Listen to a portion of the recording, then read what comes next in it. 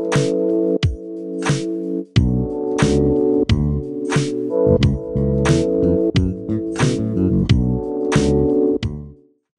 in this week's podcast, our episode is how to scale your e-commerce business 10x and maximize exit value. And I'm thrilled to introduce Gamal Codner, CEO and founder of Codner Inc, an e-commerce coach and consulting company that helps e-commerce founders scale and exit their brands for maximum value. Prior to Codner Inc, Gamal founded Fresh Heritage Inc, an e-commerce brand that sells high quality, chemical-free personal care and grooming products for men of color. He went from 0 to 60K in the first 90 days and eventually achieved significant exponential scale before being acquired. And Gamal is only one of 90 official Shopify mentoring partners and Amazon verified coaches in the world. Gamal, thank you so much. I'm so thrilled for this session, man. We met several months ago. Your story is absolutely inspiring. I can't wait for you to share, that story and start to, provide your wisdom bites to, budding e-commerce entrepreneurs. Welcome, man. I appreciate you having me, man. You are super impressive. And so I'm glad we connected and I'm glad we have this time to speak and get some things on air so we could share it with the rest of the world. Absolutely. Well, we're definitely aligned on that, Gamal. Thank you. So, Gamal, let's start a bit about your background and what led you to starting to work with e-commerce founders. Yeah, my background is a little interesting. Now there's a bunch of kind of online folks talking about e-com, but I kind of got into it on accident. I don't think anything that happens in life is not intentional. You meet everyone for a reason. God has a master plan. And so for me, I was at a networking event, much like the one that we met at. In my corporate days, I was a trusted advisor to lower middle market companies, so companies between like $5 to $100 million. And I was networking, selling risk management and financial tools. And so I ran into this guy who was in private equity, and I started getting interested in what he did for all the wrong reasons, really because he drove off the event with a drop top red Ferrari, and that was my favorite car at the time. But at least got my attention. And so I don't know if you remember that scene from The Wolf of Wall Street where the guy has like his Porsche outside, and the other guy comes in. He's like, "Hey, is that your car outside? Like, what do you do? You show me your paycheck." Like, it was almost that kind of moment. That's happened to me twice. And so I started just learning everything I could about him. And your audience is educated, but for me, in my 20s, I didn't know that private equity was essentially flipping businesses like people flip homes or cars. And so I learned all about that side of it and started helping him source deals. So my job was to go out and meet business owners, typically people who are retiring or wanted to, like, that were not going through a broker, and that we would get connected and help him kind of do deals. And that's how I learned all about business. But I knew I needed to be on the operator side because I saw how much we were given these operators, and I wanted to learn how to do that. So it's not just the overall financial strategy, but like in the day to day, how to actually drive the needle. And so I learned advertising and through another mentor, and I did about $1 million in ad spend as an ad agency, helping a bunch of different people. And that kind of led me to e-commerce because we were running ads and promoting products for other people. And so between my knowledge of like advertising and like the financial understanding of building and selling something, I saw that e-commerce at the early stage was a great industry to go into because it wasn't really that tapped into yet at the time. This was like 2015, 2016. And so that kind of led me to growing, to starting the idea of Fresh Heritage. Awesome, awesome. Well, what you said, many companies, Gamal, ad spend and financial discipline are like oil and water. So we're gonna unpack some of that about how you truly understand the financial implications of building an e-commerce company. So I guess, Gamal, so what are the common challenges that you see in e-commerce founders that they face today? Yeah, it depends on the stage. So we typically work with folks at 6 and 7 figures because early on, like kind of your first 0 to 100K, it's really just product market fit and just like proving the concept. Yeah. And so there's sets of challenges there. And then at the 6 to like 7 figures mark, I would say quarter million a year up to like 2 mil, structure and a replicatable process plus understanding of cash flow are the biggest issues there. So like if you're listening to this and you have a cool idea, people skip the validation stage and go right towards trying to grow it. And they end up growing in so many areas and having so many customers for different reasons, they're not quite sure what to focus and scale. And so they end up having 20, 30 SKUs. And oftentimes we teach a concept called you just need to have 3 to 5 hit records. If you think about your favorite musician, this is the song that you can still sing out. Like I love Bob Marley. Some of his songs are still bumping in homes like decades later, right? And so those are his hit records. But he has many other songs that you never really play. And so early stage entrepreneurs in e-commerce, they try to keep up with 9-figure established brands and they think they need to come out with a bunch of products. And that dilutes their marketing. Each time they show the bad product that nobody wants, it takes away from showcasing the product that people want.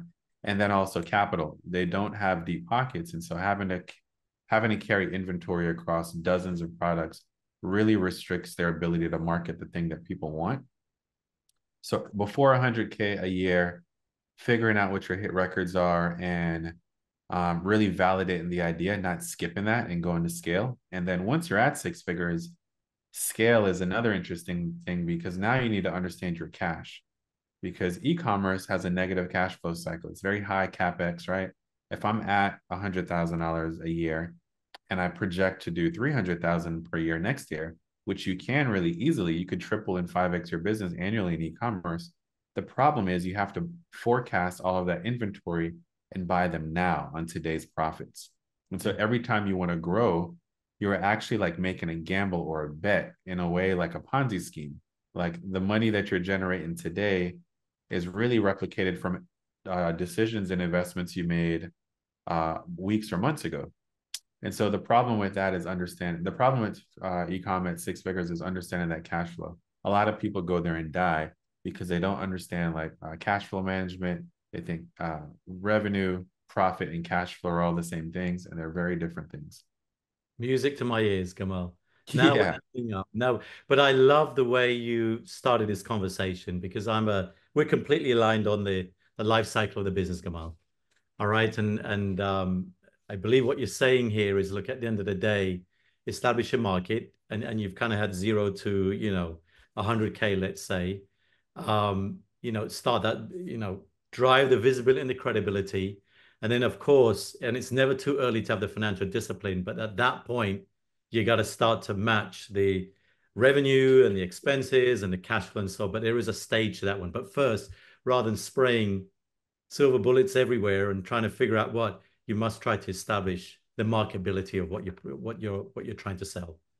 Yeah, and I'll add a little bit more there too, because a common mistake is people try to be profitable early on, and it's not the focus, right?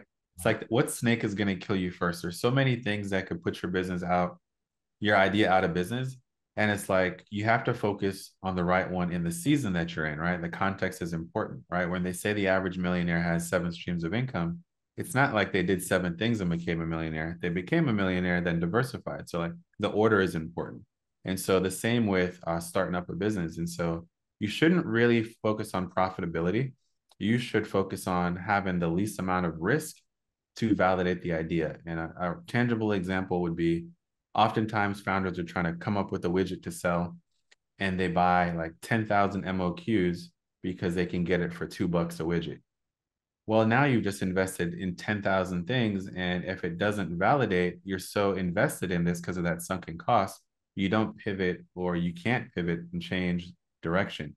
Where I would rather pay $6 a widget and only buy 100 of them, because even though my unit economics don't work, I'm really only in 100 units. So if it doesn't work out, I'm $600 in the hole versus 10,000 units times how much ever your minimum quantity is. So I think thinking about it that way is uncommon for people because they're like, I just need to get my margins right from the jump.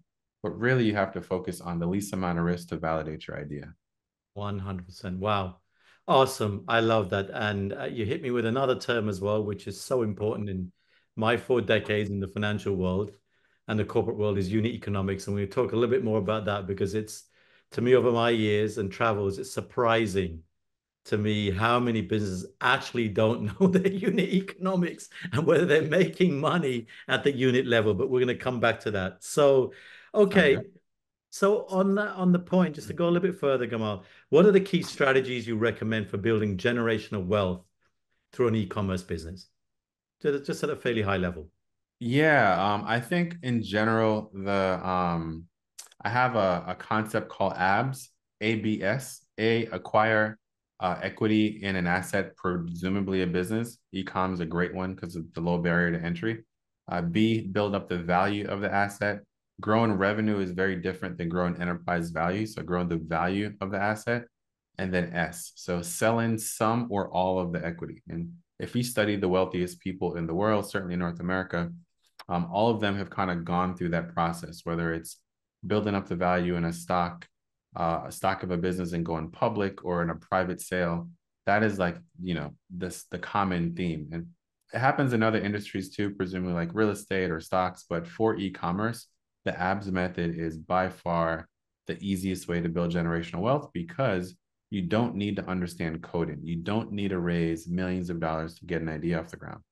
With a great idea and a credit card, you can build something that could lead to a 7 or 8 figure payday. And so that's what I think. One other thing on that is I think we've been taught, at least in my generation, to go after home runs all the time. Like you see all these $1 billion exits. And a friend of mine just sold his business, the Honey Pot, for 380 million. And while those headlines are great, I think you don't realize how far and few between those huge exits are because there's few buyers who could afford to give you 380 mil. Where I think a million, $5, $10 million lump sum check to the average American will change your life. And so I think focusing on singles through e-commerce with a $5 million, $10 million exit will be a better option that is more predictable and consistent for the average person. Got it. Okay. All right. Important. We're gonna keep digging on that point. That's a great point. Okay. You mentioned profitability, cash flow, and so forth. So, what are the key financial metrics you're focused on to grow profitably and optimize cash flow? Kamal. Yeah, I think some of the simpler ones are figuring out cash conversion. And so I like to try to simplify everything I'm talking about. So rather than the financial term, essentially the problem with e-commerce is you buy a product on day one. It takes 3 months or 120 days. Let's keep it in months. It takes 3 months to get the product from China or wherever you source it. And then because you buy a few months worth of product, it probably takes you another 3 months to sell it. So from the day you invest in it, you're really not generating ROI until month 5 or 6. So I like to try to figure out how to turn your money over multiple times throughout the year. Because if you do it like that, you can really only double your money twice. Yep. So my real focus is not really unit economics as much as how quick you could turn over your cash. So I like to get that down to 30 to 60 days. That way you could be more nimble. That way you could double your investment multiple times throughout the year.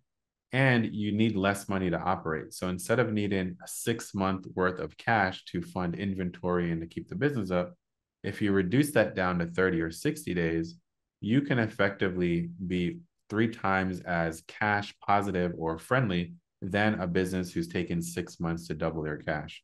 So that's one of the main things that I try to teach our clients, in that it's more important to turn over your cash and buy inventory more frequently and smaller purchase orders than to try to go out for big purchase orders in which you're taking too big of a risk and a gamble that it's going to work out 6 months in the future. Absolutely. And you're saying in traditional financial terms, shortening the cash conversion cycle.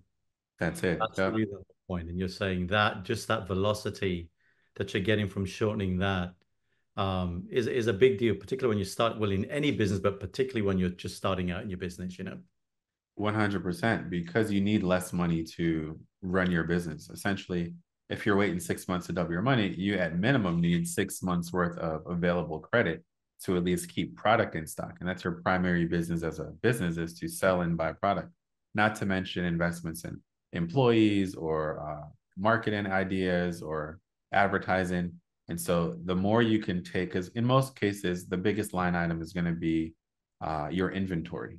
Yep. So it's not uncommon for our founders that we work with to be six figures in debt, largely because they've invested that into inventory. So a better solution, since a lot of these people aren't pros at raising capital, is to just reduce the amount of capex that you need to keep inventory in stock.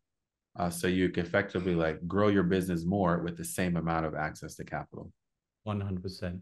And I assume in your experience and having, scaled, businesses at an exponential rate here, Gamal, on the AR side, there's minimal AR because I would assume this is all credit card type of transaction. Is that a correct assumption? Yeah, typically within a week, there's a little bit of money in transit between the time you get the ding on your Shopify account that the sale was made before Shopify gets the money through Stripe, and then it hits your deposit, but hits your account, but it's usually 5 days max. Got it. All right. So really where the outgoing is, as you mentioned, is on the inventory side. What terms on payables would you typically negotiate? I know it's early stage, it's tough. Founders are trying to build their credit worthiness, etc. But as you get a newbie going into the e-commerce space, how would you advise them in terms of accounts payable and terms on that? I would like to say also though in the receivables part, we mentioned common problems at the six-figure range. Going into retail too soon is a place people go to die. Real life example of a founder, I'll protect her name to keep her confidential, but she had the opportunity to launch into 75 big box retailers. And so that's great because it comes with, let's say, like a $500,000 purchase order, right? And that's amazing for a brand. The problem, though, is if you go from making that 3 month investment on inventory and then taking a couple of being able to sell it and get your money in 5 days, they don't realize that when you go into big box retail, by the time you get the purchase order, take the same 3 month investment to get the products in and then ship it off to the retailer and they go through and sell it, you're only getting paid on net 60 or 90-day terms. So that adds even more stress. And so oftentimes people do that because they see the purchase order amount and not realizing that that's going to have a real big issue in their cash flow, not to mention margins. Because when you sell through e-commerce, say you get this widget for $2 and you sell it for 25, you keep all of that gross profit. With retail, they have to double their money. So you may be getting the widget for 2 and you have to sell it to them for 8 or 10 so that they can sell it for 20 to 22. And so you keep a lot less. And so you have to really understand your payables and receivables and really be good at negotiating terms or have a line of credit just to even get into retail. And so we've seen a lot of businesses go into retail and then it almost bankrupt their business because they can't manage that. Absolutely, Kamal. Great point. Great point. I've seen many companies, again, as I've dug into their financials, and it's simple stuff. It's what you call the working capital support, equation, which means to your example of selling to retail, you're going to have a lower gross profit margin, right? But if you look at how much it takes to support your working capital between inventory, AR, and then it's netted off by payables, etc. If that percentage on sales is greater than your gross profit percentage, what it's saying essentially in simple terms is that for every dollar you're selling, you're basically sucking wind. You're basically investing more in your working capital and actually making it in margin. So, and then there's a death spiral from that. So your point is exactly right. You've truly got to understand what your profit profile looks like in scenarios like retail and how much you're tying up, because those 60 to 90-day terms on AR can can bury you, to your point. 100%. Yeah, like we had a founder. So oftentimes people in our industry, they say they need money. That's the biggest thing. Right? So like, the biggest thing that they want to learn is how to scale. The biggest thing hindering them from scaling is access to capital. And so our program is kind of like an MBA program crash course for e-com founders that are established, that are past validation, that have a validated product, but are running into scaling issues. And so not only just marketing, but as we're talking, as most people don't realize, is that the finance is an important part in marketing too, because if you scale marketing without understanding operations or finances, you're going to topple over. It's like a three-legged stool, right? All of them kind of have to grow alongside each other. And so people are making marketing decisions without understanding the final financial implications. And that not only does that not create long-term traction in your marketing, but sometimes it can actually kill the entire business. And so understanding how all of them works is cool. And I had this really weird, unique experience where I understand finance enough to see how it makes sense in business. I can't do half of this stuff that you could do, right? But I understand the things enough that I should be paying attention to. And I understand the people who I need to hire and bring on as advisors to help me calculate these problems, right? And so I think the thing I love about you is most financial people don't understand the implication. Like it's in service of growth. Most financial people and even legal people just find ways to say no, or just are really focused on their job, but not how it has a bigger impact in the mission of scale. 100%, come on, 100%. I'm with you. And you, perfect segue. You talked about, the financial implications of marketing spend. Let's talk a little bit about the profile of key metrics like CAC and LTV and MRR, so on and so forth, I'd like to talk a little bit more about that. So, some of your wisdom and experience around monitoring, that type of spend and the financial discipline behind it. Yeah. Once again, the context of the stage you're at in your business. So early on, if you have part of a holistic approach, it makes sense, and you know that you should be doing things in this step, and you have a little bit more ease when these metrics are a little higher at first. So, like a lot of folks would hire an ad agency, and they don't understand the overall strategy. They're singularly focused on how can I get the lowest customer acquisition cost, Yeah. and they don't invest in things that over time could reduce the customer acquisition costs. So it's almost like first order principles and second order principles. Like you're only thinking of the immediate cause and effect, but not the implication of if you sacrifice a little bit now, if you say no to the easy things now, how it's going to make your life easier in the long run. So a real example of that is for our business, by the time when we sold, we had a 46% EBITDA margin, which was very high for the industry, which allowed us to, amongst other things, allowed us to get an above average multiple for a business of our size. And the thing that we did was early on, we sacrificed customer acquisition costs. Ideally, you like it to be 30 to 50% of your revenue. 30 to 50% of your average order value. So if someone spends $100 with you when they buy, you want acquisition costs to be 30 to 50%, which is kind of high. But what we knew is if we could get people in, we had a consumable product. If we built back-end support on a membership program with perks, email and SMS marketing for reminders, and we gave them a real reason to come back and buy our customer lifetime value of that product was significantly higher. And so what happens is in the first month, you acquire 1,000 customers. It sounds expensive. But month two, 40% of those people come back and buy. Month three, it just compounds, right? So over the course of by month 12, your customer acquisition cost as a total revenue is way less.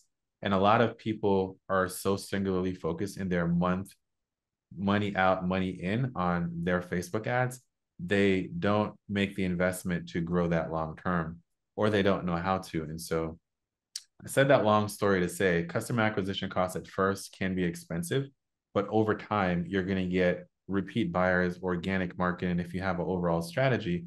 So that customer acquisition cost over total revenue should be somewhere down to 20 to 25% as a healthy margin for e-commerce. Awesome. Awesome. All right. That's great advice. And how did you juggle the financial metrics, Gamal? I mean, you're looking at working capital metrics on one side because an e-commerce is real product. And then you're looking at the marketing spend. How were you able to effectively manage all that? Those are not easy concepts for many people going into the business, and you're trying to establish the right discipline. How are you able to manage and juggle that? Yeah, good question. I was fortunate to have worked with my mentor. His name is David, that taught me about private equity. And at the time around hanging with him, he sold the business to Dell for 900 mil. And then his family office like flipped companies for 20 mil over a 2 year period. And so I got an example to see like what's important to always keep your eye on from day one, which is customer acquisition costs, uh, daily, kind of not daily, but monthly users, like how many site visitors, how is the email list growing, um, gross margin. We wanted that to be around 75 to 80%. So we had a dashboard created early on that kept track of these things: conversion rate, average order value, um, gross margin, net margin. And so whether or not like we needed to go, we didn't want to go into QuickBooks to have to look at that. We wanted to make real quick decisions on a daily basis or per product basis. So we invested early on a tool that could give us those metrics so that I always had a North Star of I would like to sell in 3 to 5 years, but on a daily basis, I can see if we're moving in that direction or away from that direction. Wow. And that, if you don't mind me asking, Gamal, that platform or system you built that on was what in the early? Yep. So the one that we used at the time was Order Metrics. Mhm. There's been, with AI and stuff, there's other tools that are actually more cost effective. If you just look at daily profit dashboard for Shopify, there's a lot of tools. We actually partner with our with a e-commerce bank to have created one of these for free. So if you have my information on the show notes, feel free to reach out, and with a link, you can kind of get access to this tool that would give you daily cash flow, daily profit, product profit, all these things that we're talking about, it specifically built from an e-commerce bank. So for any of you listening to that, we'll put the link somewhere in the tool so you can get access to that tool for free. This is not just by hearing your story here, Gamal, it's not surprising that you're wildly successful in scaling your business because this is something, and this has been a consistent theme in many of these episodes in Financial Acumen about being able to track your performance on a frequent basis, whether it's daily, weekly, or whatever, and not having to wait for a set of financial statements from QuickBooks to find out where your business is going, right? It's only as good, a P&L is only as good as the processes that go into it, all right? And it's the output. But to be able to monitor whether, to your point, you're moving towards your North Star is critically important. And you sound as though you built the dashboard and were able to monitor with the right discipline at an early stage. Yeah, because I'll tell you what, a real tangible example with e-commerce, Black Friday is a big holiday. And Yeah. so what we like to shift our focus on, we have a couple of pillars that we like our founders to focus on, is to shift away from revenue, but to profit. Because as we mentioned earlier, enterprise value is largely a multiple of your profit, right? And Yep. so like there's certain things that you can do where you're actually making less money in revenue, but you are keeping more as a founder and you're actually growing a bigger valuation. And so we focus on profit, not revenue.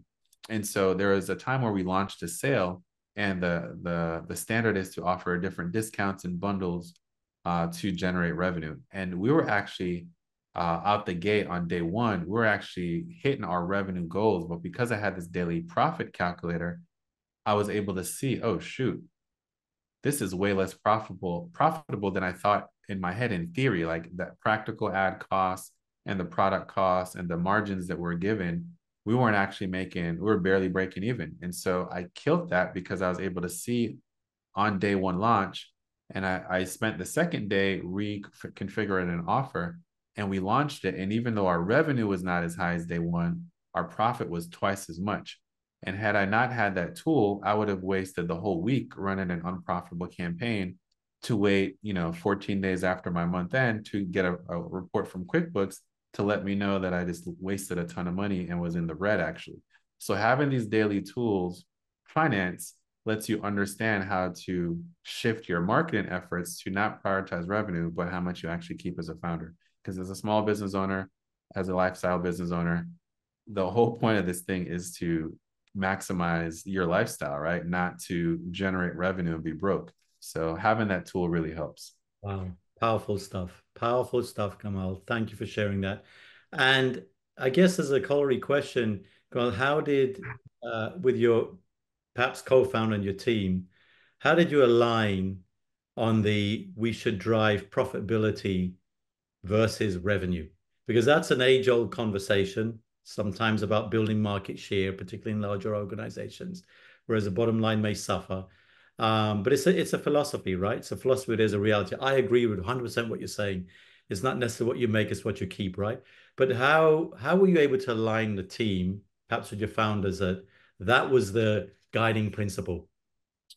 Good question. I kind of glossed over earlier about having a North Star Yeah. and being clear about the type of business you're building. And Yeah. so early on, for selfish reasons, just like a kudos, I just wanted to do it. I wanted to start something from scratch and build it and exit it. I wanted to build a seven-figure thing and sell it. Just because I was around it so much, I wanted to really understand it. And so we knew that was our North Star metric. And we didn't want to go and get VC money. We wanted to largely self-fund it. We had a small investment from like this high net worth individuals and friends and family and myself, or like our family, to start the business.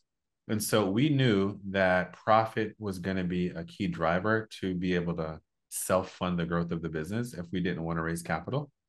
So you really have to make a decision. Is this going to be a venture kind of scale at all cost business or a lifestyle business? And what I like to do is build profitable businesses that can also sell. So this is kind of like my sweet spot. And so if you're watching this, you're listening, and you want to build something that you want to scale to the moon, maybe you can sacrifice profit, right? But you have to know what that comes with. You're going to be constantly fundraising. You're going to not own as much as your business, and that's perfectly fine. There's no right or wrong. But when you're in this segment, people get in trouble by watching people who are in a funded business and they try to replicate what they do, not understanding that there's different things that they should consider. And so just picking your race is one. And so we picked the race of this, and all of our founders got on board with that. And we had a clear vision, mission statement of what we wanted to do as a North Star. And whenever we were deciding on what to do, we always went back to that North Star. Does this get us closer to this goal? Does this add value to us achieving this goal? Or is this really a distraction? Or really is this a speed bump? And so we reflected and made all of our choices on that. And so I think it's clear for the founding team to just figure out what race you want to run and just run your race, play that game by the rules of that game. Love it. Love it. And um, profit is one thing, and I love the fact that, that was your guiding principle at the beginning. How did you get everyone to kind of understand that, profit's not the same as cash flow? And ultimately, when you go down the valuation path and some type of exit, it's the cash flow that matters, right? How did you get the team to kind of align and understand they're not the same? You need to understand everything below that EBITDA and how it ends up in your cash register. Yeah. So funny story. As much as I knew this, I got caught up into the scale game too. Yeah. The taking the pictures with the big inventory orders coming in. And we were early in the business, we almost went bankrupt. And we had to make some significant changes. And it kind of reminded me to slap on the face that idiot cash flow, right? And so we were scaling, and what happened was we just placed our biggest inventory order. And as you mentioned from earlier, remember from earlier in this call, you're always gambling, right? And so you eat up all of your cash to buy inventory, and you're kind of in this weird, scary spot where you're rich for a couple months and you're really broke, and then it's kind of a roller coaster. So we were broke for a couple months because we just placed this order, and then we lost our ad account. And our ad account was a primary source driving our revenue. We're spending anywhere between 1 to 2 thousand a day on advertising. And at that time, we realized we only had 2 months left of cash on hand because all of our cash was tied up in inventory we just got with no way to move it. And so I just went back to the foundations of what I knew from private equity. And I reached out to some of my advisors that was in turnaround businesses for a while. And they knew how to like turn companies around.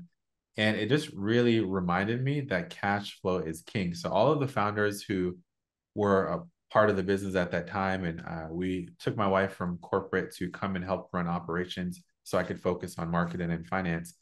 Because we went through that moment together, it's like whatever doesn't kill you makes you stronger. And it was certainly one of those. Like we knew and we were reminded on the importance of cash flow in that moment when we had a 6-figure a month business and only had 2 months left to survive and figure things out. And so unfortunately for us, it was a near-death experience of the brand that forced us to revisit and be on the same page that we had to prioritize cash flow. Interesting. Okay, love it. Some serious lessons there. And thinking about break-even point, and you just mentioned, cash burn rate. Tell us a little bit about how you kind of understood that, how you aligned the team with understanding what your break-even point was, and so on. Those are very, very important milestones, of course. Yeah, I think like break even point or like contribution margin, they're kind of like one and the same for Yeah, e-commerce, right? Figuring yeah, out what of every sale you make, like what actually is coming back to the business and what is north of that, right? And then reverse engineering that to be like, okay, well, I need each average order value or each sale to at least come in over here.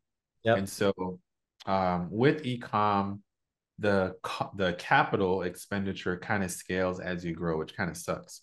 And so what we ended up doing was recognizing what our break-even cost is. So what the cost of the beard oil, the cost to get it shipped from where we were doing it, all the components of it, and even like the mailers, the boxes, the peanut wrap, the labels, all these things to go into like the real true cost of goods sold, plus the cost to deliver it to the customer and the discounts that we offer, right? And our ad spend costs. We worked with a financial team to figure this out. Like once again, I said, my job as a CEO is not to be the smartest person at everything, but to at least know what I need to figure out and go find these people to figure that out for me. So we hired a team that we got together and figured out like, all right, this is what the costs were. And then we reverse engineered a marketing plan to make sure we were at least doing that. Now, what happened to us when we were scaling is as we scaled, like if you went from 100K to 200K per month, oftentimes you needed bigger warehouse. You needed more people to pack the goods. You needed to buy double the inventory. And so we kind of realized that there was a sweet spot for e-com, which for at the time was between like 150 to 250, where that was the maximum kind of profit for our setup, where we like the same team in the same space could go up to 250 a month.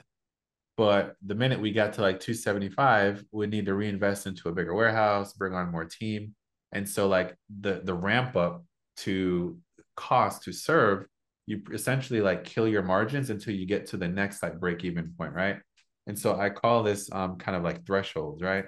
And so for each business with your margin profile, your customer, you're going to have different thresholds. So just working with someone like yourself who could understand, all right, it's not a linear scale, right? If you get to a certain point, you're going to have to make reinvestments and then cash flow and profit tanks until you get to this other inflection point. Sorry, that's what I call it. These inflection points in your business. And so understanding inflection points and working with someone to understand, all right, break even costs and contribution margins fluctuate based on the size and the scope of your business is a really interesting thing. Because if you just do that early on, you make the mistake of thinking it's always going to be the same as you grow, and it's not true. Brilliant. Oh, wow. This is a great conversation, Gamal, because I mean, you're hitting on such an important point that, again, many entrepreneurs don't think about. And what you're driving to this point is 100% is inflection points. Scaling is typically a step function. It's not linear and doesn't always do hockey stick. But at some point, you've got to understand your capacity, the capacity of management, capacity of your warehouse, because at some point, even below your contribution margin, Gamal, you're gonna have to invest in fixed costs, right? Rent and people and so on and so forth. So, and those may not be fully leveraged in that early stage of that next inflection point, right? You've got to understand there's a there's a runway. There's a Mm-hmm. runway there, right? And you got to understand that equation. You got to model this stuff out. Awesome. 100%. Awesome. Okay, let's zoom out a little bit. Brand building and performance, right? So at the highest level, what are the key elements of building a high performance e-commerce brand? Come on. Good question. So, like early on, you're probably your biggest asset in e-com. You're the face of the brand. It's typically some founder story. You had this experience, and so you created this product, or you had a kid and ran into this issue, so you created this product. But as you scale, you turn from being the asset in that brand to now the liability.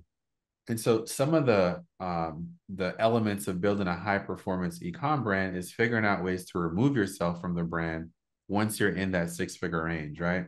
Creating a repeatable system, a process where the business can actually generate income without you.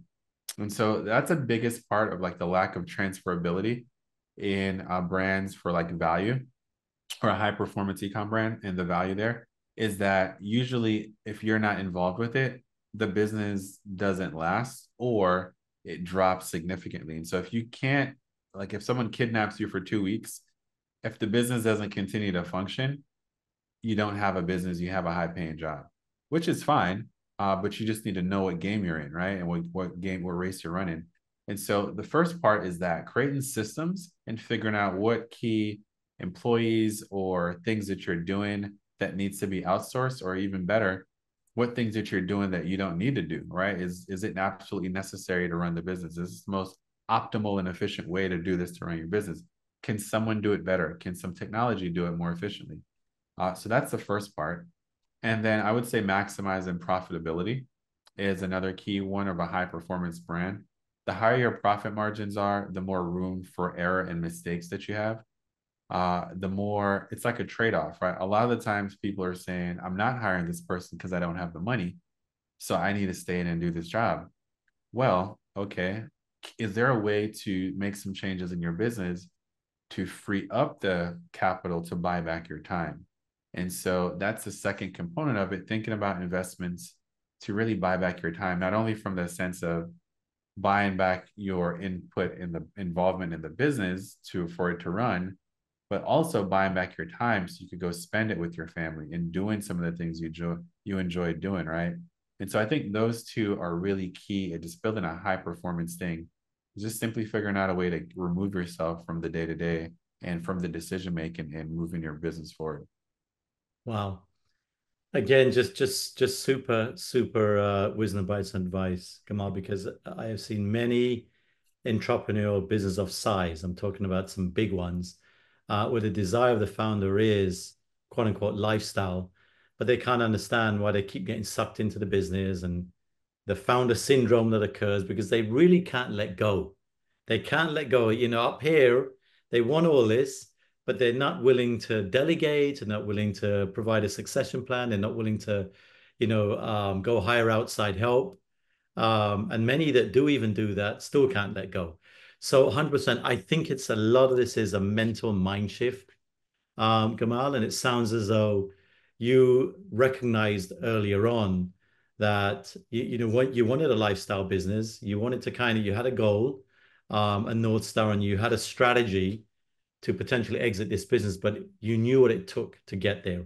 And not getting there and building value, Gamal, is being so engrossed in the business that the business can't survive without you. That's not a winning formula for anyone who wants to buy your business, right?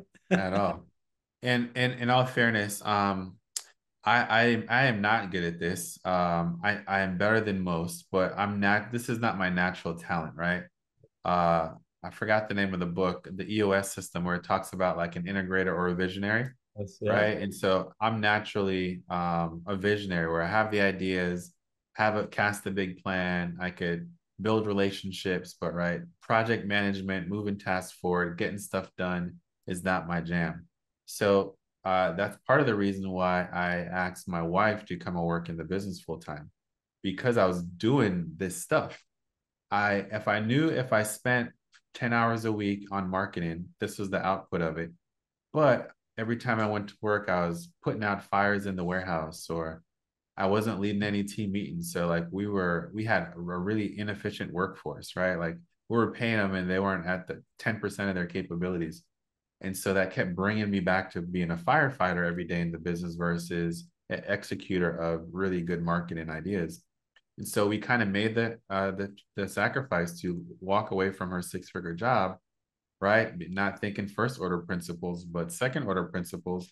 If we lost this six-figure income and we reallocated your expertise to leading people, developing talent, all that stuff, and I got that time back to scale, in 6 months to a year from now, where could the business be? And so we made that sacrifice and she came on to do that. And so, even with our coaching business now, she leads those efforts. I'm the finance and marketing kind of thought leader, and she leads leadership development, helping visionaries become integrators, or at least better at hiring a right hand person to do the integration in their business. Wow. It starts a lot, Gamal, with self-awareness, is 100%. what you're good at. And, visionaries, we need visionaries. The integrators and the process folks are not visionaries and we need them, but it's important to understand what you're best at and go find the talent that can do the other stuff, and not be afraid to give it up. Wow, more kudos to you, man. That's fantastic. All right. So going into companies, you're in a coaching business with yourself and your wife. When you go into these companies and you start to help them institute the right systems and processes, what's the first one you start with? If you had to say, listen, this is just non-negotiable. I'm going into a company. It's probably a bit messy and so forth, as you'd expect most, founder or early stage companies. But, team, you need to get this right.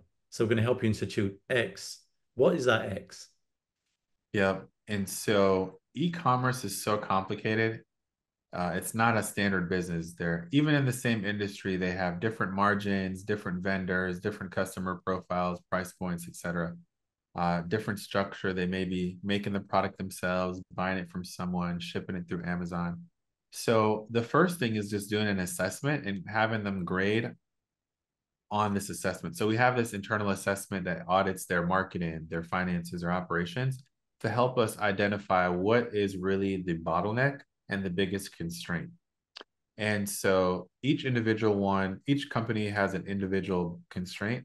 In most cases, though, what we are seeing more times than other, there's a couple of common constraints. And so the first is understanding that we have our blueprint is like a triangle, broken into three layers. So the bottom is like foundations, tactics, and strategy. Foundations are like $1,000 an hour CEO boring work. This is boring business stuff, right? Maximizing your conversion rate.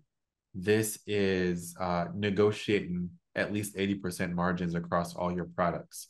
These are things like having a system to convert your low-hanging fruit customers, right? Founders skip that because it's not sexy and they jump right to here's the hashtag strategy to grow on LinkedIn, or here's the new button color on Instagram to get more views, right? Those aren't foundational things. And so we have a set of foundations for each bucket, which are typical constraints. So a very common one in marketing is they don't know what their top selling products are. And the ones that are their top selling products, they don't have that at the top of their website. Very simple. They see a 2% conversion rate on their site and they assume that that means their products convert at 2% across the board. But really, how you calculate averages is that there's some that are converting at 8% and there's some that are converting below 1. And so we identify the products that have the highest conversion rate with the highest margin, and then we add those to the top. And instead of promoting their products across the board evenly, we 80 to 20% rule the highest convert and the highest profitable products.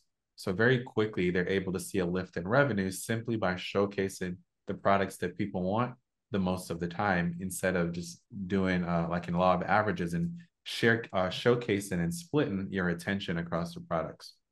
So that's one. And the second thing is they're typically paying for, in finances, a foundation is they're typically paying for their products and their inventory out of profit or in an Amex, which for cash conversion principles sucks because you are essentially putting out the cash for the product before you have an opportunity to generate revenue from the product, right? So you're losing every time you make an investment. So we try to find them better resources where at least their window to generate revenue, it happens before at the same time than when they have to pay back that investment. And so those are two of the low-hanging fruits and the biggest constraints that help. Once we fix that, it helps unlock a lot of growth potential in their business. Awesome. Wow. Awesome. Okay. I love Man, these are some good questions, man. No one asked me about this stuff. I love it. Well, what I love about what you're offering and what you're bringing to the world, Gamal, to you and your wife, huge compliment is it's the full cycle. It's not you're running a business, you've been very successful lifestyle business, but there are other facets of living that you have to consider, right? And that's part of your entire offering here, right? And so I want to talk a little bit more about that. Overcoming burnout and stress, because that's part of a big part of the entrepreneurial life, right? Many visions going into, uh, you know, that entrepreneurial lifestyle. People think, I'm going to do this, I'm going to be very wealthy, I'll have all the time in the world, I can balance life, but not usually the case. All right.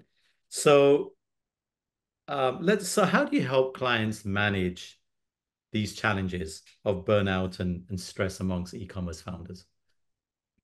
Yeah, good question. I think when people look for coaching, they only think of one half of it, Yep. and that is I need to acquire more advice or support on learning a skill. And so you look at someone who's understood the skill or has experience with the skill, and you're like, I need this skill.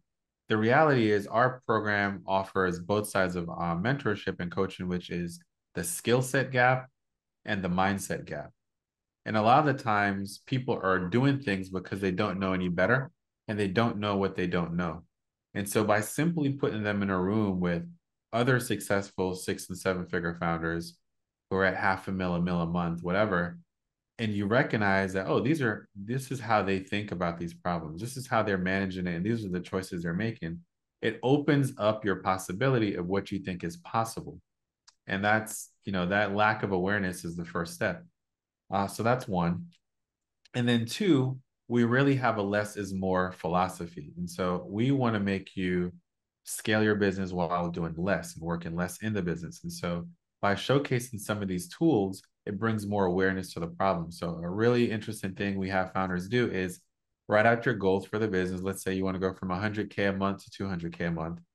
And then go back last week or this week moving forward and just write out how you're spending each hour of your day and come back, right? Oftentimes you're going to see the stuff that you think you want to do, you're actually not giving it any time throughout your week.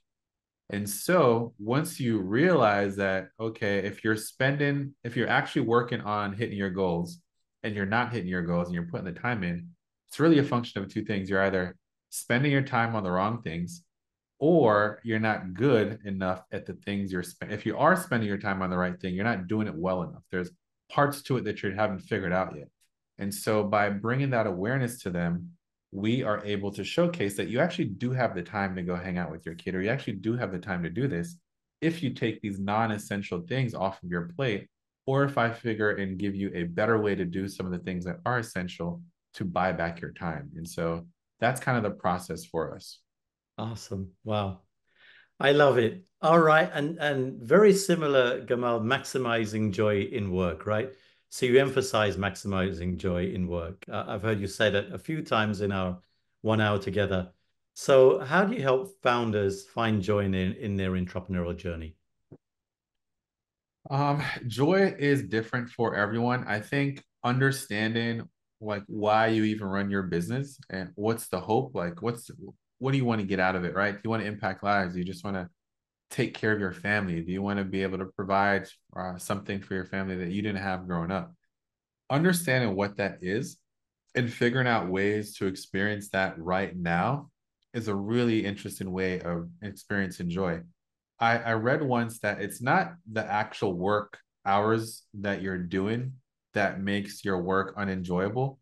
It's your state of mind during those extended hours. And so by simply finding ways to experience your goals in the future and realizing that you're actually doing that and experiencing that in tiny bits now finds we find that to make the work that you're doing much more enjoyable. And so oftentimes if they're not experiencing any of that now, we figure out ways to do that. And so one of our founders had 2 kids and she was experiencing a lot of depression and just kind of um, been fed up with her business because she wasn't able to spend as much time with the kids as possible.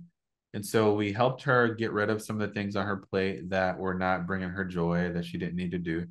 And my wife just recommended, hey, what would it look like if just a 2 hour block in the middle of your week, you cleared out your calendar and you just spent some time with your kids. Maybe you watched a movie together or you did one activity a week. Like you're not at the stage yet where you could just take these vacations or you have a maid or a house guest, but what would 2 hours a week with your kids right now? We could figure that out. And so by just having that simple thing, right? She wanted to build and sell her business so that she could do that in 2 years.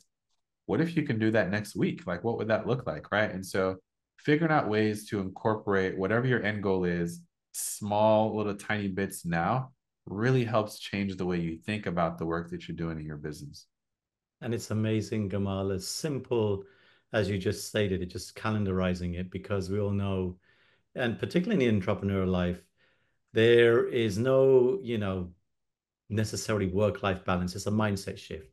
They're both interchangeable, they're both gray areas, etc. And so you have to be even more disciplined and intentional about putting that 2 hours, a date with your wife or a date with your kids or whatever, right? And have it there because it's very typical in not just entrepreneur lifestyle, but in corporate world, stuff is going to bleed into the weekend. So as simple as calendarizing is, it's so powerful, Gamal. So Yeah, we tend to work with a lot of couples or yeah, family-owned businesses, right? Where even if the significant other isn't a part of it, they still are. They're like supported financially, or they're involved in the decision making. And so and because we're a couple, we seem to have that, right? It's kind of more mature, people with families, or at least are married. And so one of the really simple things that we say is that personal and business overact or overlap. And so you can't have this tension with your significant other and come into the workforce and think it's just going to be joyful.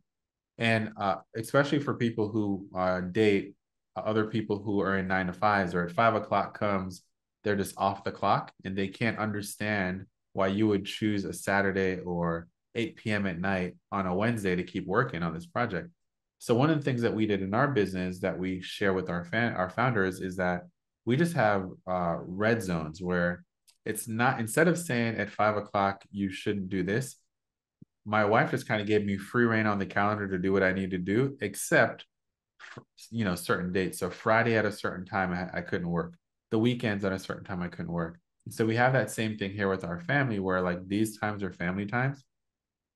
Outside of that, do your thing, get your job done. But it created boundaries for me. Instead of being felt like she was telling me what I could or couldn't do, it's like, hey, do whatever you want, except for in these times, because these times are on the calendar and this is where we expect to spend time as a family. So I think that was pretty helpful for people. wonderful. Wow. Okay. All right. And you mentioned before, Gamal, about, the vision of the business. The more conversations I'm having in the corporate world and in entrepreneurial founder world, we're turning our attention to, okay, what is the purpose, not only of the business, but what is your purpose? In your coaching practice, how does that topic come up and in what form? I mean, clearly there are mirrors between, vision, mission, values of a business, but it's no different than a human being. How Yeah. does that So intersect in your coaching practice when you're helping your clients, your coachees? yeah, believe it or not, I think the clients that we support, they don't have that clearly identified enough. So they don't have one. And so they end up, that's kind of like your North Star. And so without a North Star, you end up just wondering where life takes you, right? And so having them kind of pause and take a step back and just write down why they actually started it in the first place, what they want to be known for, how they want to impact the world around them, how do they want their kids to describe them, right? All these things just help create a new purpose and identity for themselves to be intentional about the work that you're doing. So even when things are hard, this is hard now, but it's in service of doing this bigger thing, right? Like if you're trading for your first marathon, the 5Ks suck at first, but you know that it's getting you stronger for your marathon, right? And so this is kind of the same thing with business owners, at least at the stage that I'm at, that are lifestyle businesses without investors or anything like that, where they never had to really put this down on paper. they just hit the ground running without having intention. 100%. 100%. Um, so I do have to ask you this question because you clearly had a North Star when you went into your e-commerce business. You knew it was a lifestyle business. You knew that there was some type of strategy endpoint. When you knew it was getting to a real clarity that you were going to exit the business, there was some point in your lifestyle you knew you were going to exit the business. How did your leadership and management of the business possibly change? Yeah, great question. One, I believe it always does. Selling your business is like a whole other full-time job. It requires so much, right? And so probably about a year before we had our daughter, and we kind of knew we wanted to do it, but going through that really like brought it to the front of our focus because coming into the world, she had a couple of bumps in the road, right? And so it required us to like really focus on that, and it's kind of reminded us that family is a priority. And so after she was up and running and like things were fine, she's healthy, perfectly fine now. The top of the next year, we kind of focused on, all right, this is the year we're going to do it. And so I wanted to quickly remove myself from the business, be as much as possible. And so part of the thing that we went through in leadership was, all right, what roadblocks would prevent someone from moving forward with this business? And let's remove ourselves or put systems in place so that we had an answer for it. And for me, I was very involved in the marketing. So even though I wasn't the face of it anymore, I was making the decisions. And so we spent a good amount of money on advertising, like, 30 to 50K a month on ads. And for me, I was comfortable with that with my background, but I recognized that could be a problem. We also sold our products to Black men. And I recognize that if we went to the market, probably 90% or the majority of some sort of our potential founders that are in this capacity would probably not be Black men, right? There would probably be women or white men that don't really understand the market like I do. And so we outsourced our advertising. We went from being internal to external because just in case they wanted to like get rid of the team, it created more options, right? And so if they had an agency, they could do whatever they want with the business. It wasn't an internal hire. They didn't need to have someone who could manage that internal agency. And so we hired a white agency from Tennessee to take over our marketing because that removed a lot of the risk in having to understand ads. And so if we had an internal team that was doing it, great. If we had an external team that was doing it, but still looked a lot like the people internally, okay. If we had an external team that looked completely left field, that still kept the metrics in place, we knew that could be like that would remove the risk from that transaction. And so we just thought through each of these problems, each of these internal constraints, what our leaders were doing, and figured out a way to create solutions for that and get that off of the plate of the leaders. So at the time of the sale, we really weren't doing anything in the business. Wow. Brilliant. I love that. Okay. Last few questions here, Gamal. They're pretty powerful ones. Let's talk about future trends and advice, and then we'll have a closeout. So, what do you see as some of the emerging trends in the e-commerce space that founders should be aware of? E-commerce is here to stay. Around COVID, the scale of e-commerce doubled. What I mean by that is in the 16 years prior to COVID, e-commerce had like a 16% concentration of all retail sales. And then in 6 months in COVID, it doubled. So within 6 months, we had the traction of the prior 16 years, and it just kept growing strong. So the opportunity for e-commerce is amazing. I think because it has become popular, the brands that are going to win are going to be the brands that have unique communities and audiences. Because it's my belief that one of the ways to create a lot of enterprise value is to build community and have strategic value to your potential acquirer. And so thinking about if a big business is going to buy you, what can I do that they can't do well? Right. And big businesses like to buy to save time, but they're bad at starting something from scratch. They don't have the entrepreneurial spirit. They don't have the personalities to build communities like um like a lot of us can. So I think the founders who focus on building an audience or a community of super fans and then monetize that relationship through products can succeed at this because big businesses can't step into your business. It's like you build a moat around what you're building and it becomes tremendously valuable. So we see that all the time with like a native deodorant getting sold to Procter and Gamble for 100 mil, or even a Whole Foods selling to Amazon a few years ago because of the customer base and the brand value that Whole Foods built across like healthy consumers. And so I think that trend is gonna continue. And the other thing is more and more things are being sold online now. It was a wild before that people, would buy supplements, but now people are buying anything for their house without seeing it. And so I think the opportunity to sell things on e-com online without retail is going to continue to push the business forward in really creative ways. How will AI change the landscape? Oh my gosh, man. It like right now, we have some partners that have AI tools that are doing the work for individuals. And so there's like chat tools where you can have full on conversations with people to get their questions answered, right? And so AI is going to allow you to run your business way more efficiently with way less cost and with way less team, right? Like it's way different to manage an AI bot than it is to hire and manage 3 customer support reps, right? And so it's just going to make it easier. There's so many AI tools coming out every single week, every single month. It is ridiculous right now how the power of AI is helping digital commerce. Absolutely. What advice would you give a new e-commerce founder who's just starting out? Yeah, I would say the one of the most common things that we hear from founders we support at that, kind of 250 a year to like $5 million range is I didn't know I needed this stuff. I wish I would have had this sooner because I would have avoided a lot of mistakes.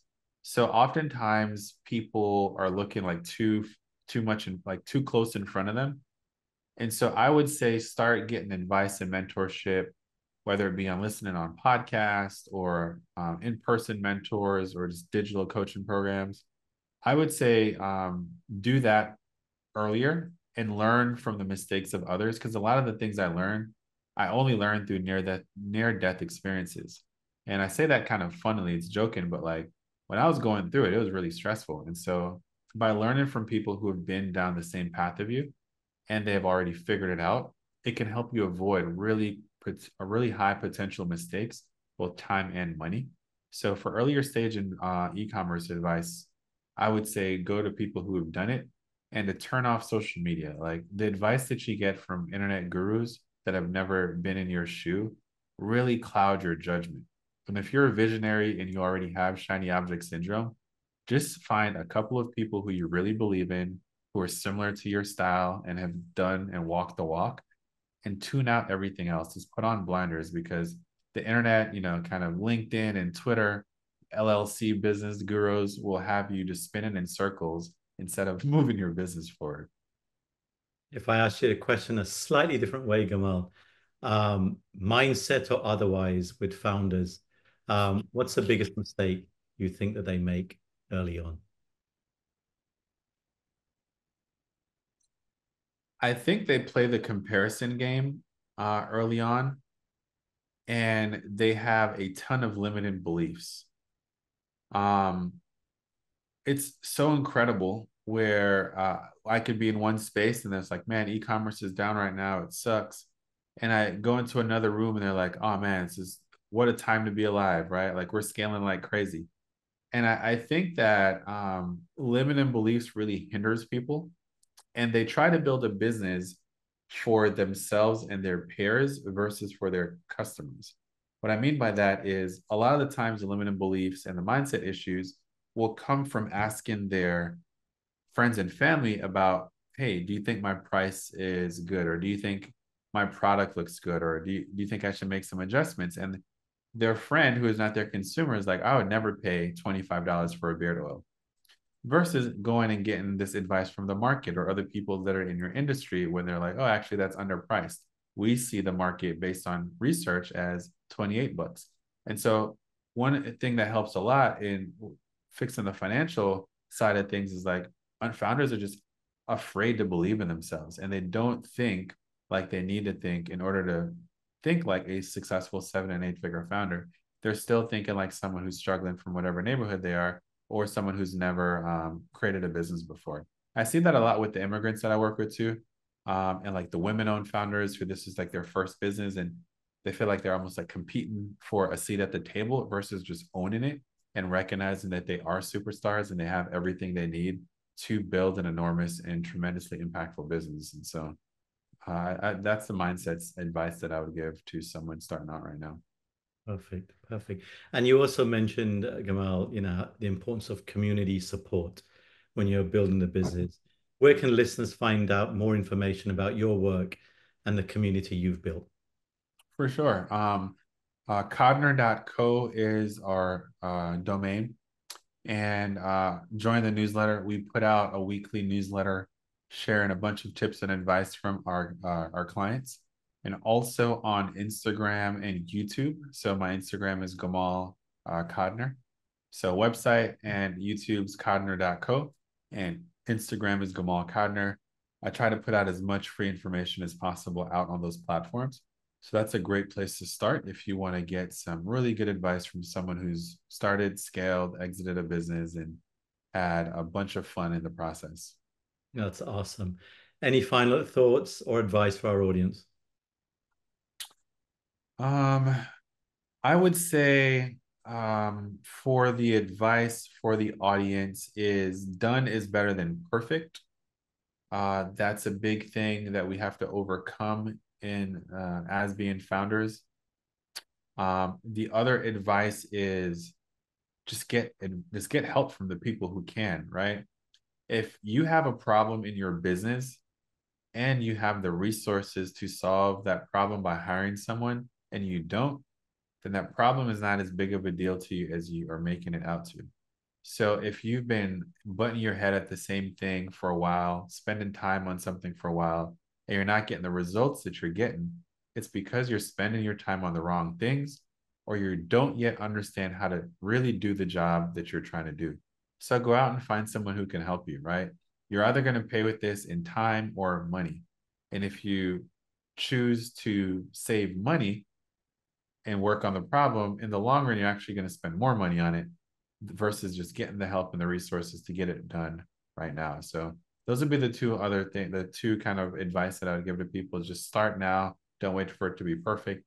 And along the journey, get advice from people who know how to do it. Wow. Fabulous advice, Gamal. Gamal, this has been an absolute pleasure, man. I mean, this has been you're so easy to talk to. This has been fabulous, and talk about tremendous wisdom bites. The mission of the series here is to empower businesses to grow profitably, maximize value for a greater good. And I can tell you, Gamal, everything you're accomplishing with the community, not just about building and maximizing value, that was the gist of the conversation. But you're elevating humanity in your own unique way, both you and your wife. So thank you for that. This has been a tremendous. I've learned a lot from you, Gamal, in this one short hour we had together. Thank you. Appreciate you, Richard. Appreciate that. As are you. I love the space and I love that you're given a platform to talk about this stuff. A lot of founders are only concentrating on the sexy piece of scaling. And this is really the part that matters. This is oftentimes more important than the button color on Instagram to get more views, right? And so I love that you're creating a space for it. You're really easy to talk to.